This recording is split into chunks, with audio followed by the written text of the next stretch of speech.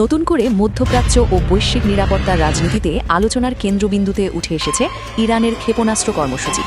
গত বছরের জুনে টানা ১২ দিনের সংঘাতে ইসরায়েলের সঙ্গে উত্তেজনার সময় তেহরানের ক্ষেপণাস্ত্র হামলা ইসরায়েলের আকাশ প্রতিরক্ষা ব্যবস্থার সক্ষমতা নিয়ে বড় প্রশ্ন তোলে।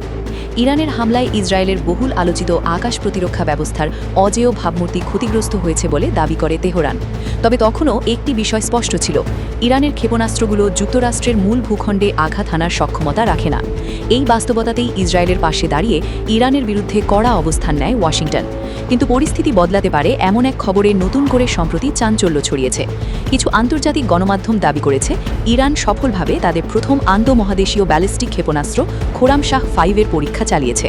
জানা যাচ্ছে এই ক্ষেপণাস্ত্রের পাল্লা এতটাই বেশি যে এর মাধ্যমে যুক্তরাষ্ট্রের 50টি অঙ্গরাজ্যের যে কোনো স্থানে আঘাত হানা সম্ভব। এই চাঞ্চল্যকর দাবি সামনে আসার পর ক্ষেপণাস্ত্র সক্ষমতা নিয়ে নতুন করে হিসাব শুরু করেছে মার্কিন নীতি নির্ধারক ও সামরিক বিশ্লেষকরা। গণমাধ্যমে গত বছরের অগস্টে প্রকাশিত এক প্রতিবেদনে বলা হয়েছিল তেহরান 12,000 কিলোমিটারেরও বেশি পাল্লার একটি ক্ষেপণাস্ত্র তৈরির কাজ করছে, যার নাম খোরামশাহ 5। প্রতিবেদনে আরও দাবি করা হয় ক্ষেপণাস্ত্রটি শব্দের গতির 16 গুণেরও বেশি বেগে চলতে সক্ষম। এটি প্রায় 2000 কেজি ওজনের প্রচলিত ওয়ারহেড বহন করতে পারে বলেও উল্লেখ করা হয়। এই তথ্য সত্য হলে তা শুধু মধ্যপ্রাচ্য নয়, গোটা বিশ্বের কৌশলগত নিরাপত্তা ভারসাম্যে বড় পরিবর্তন আনতে পারে বলে মনে করছেন বিশেষজ্ঞরা। সম্প্রতি ইরানের রাষ্ট্রীয় টেলিভিশন চ্যানেলকে দেওয়া এক সাক্ষাৎকারে দেশটির সিনিয়র এমপি মরসেন জাঙ্গেনে এই আন্তঃমহাদেশীয় ক্ষেপণাস্ত্র পরীক্ষার বিষয়ে গুঞ্জন উস্কে দেন। তিনি বলেন, আমরা আমাদের সবচেয়ে উন্নত একটি ক্ষেপণাস্ত্র পরীক্ষা চালিয়েছি। এই ধরনের ক্ষেপণাস্ত্র আমরা আগে কখনো পরীক্ষা করিনি। পরীক্ষাটি সফল হয়েছে। তার এই বক্তব্য ইরানের সরকারি পর্যায় থেকে প্রথম আনুষ্ঠানিক স্বীকৃতি হিসেবে দেখা হচ্ছে। এই ঘোষণার আগে সামাজিক যোগাযোগ মাধ্যমে কিছু ছবি ও ভিডিও ছড়িয়ে পড়ে। ভিডিওগুলোতে ইরানের আকাশে একটি ক্ষেপণাস্ত্র উৎক্ষেপণের উজ্জ্বল আলোকরেখা দেখা যায়।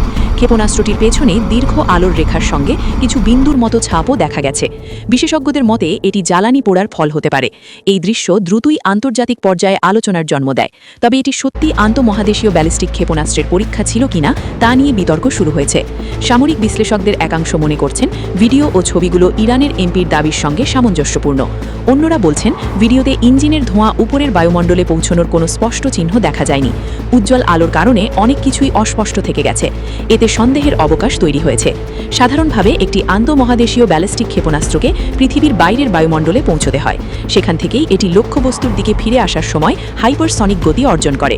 কিন্তু আলোচিত উৎক্ষেপণে সেই ধরনের কোনো সুস্পষ্ট লক্ষণ ধরা পড়েনি। ফলে প্রশ্ন উঠছে, ইরান আদৌ পূর্ণ সক্ষমতার ICBM পরীক্ষা করেছে কিনা, নাকি এটি ছিল সীমিত পরিসরের একটি ট্রায়াল। এই বিষয়ে ইরানের বিশেষজ্ঞদের বক্তব্য ভিন্ন। তাদের দাবি এটি ছিল একটি প্রাথমিক পরীক্ষা।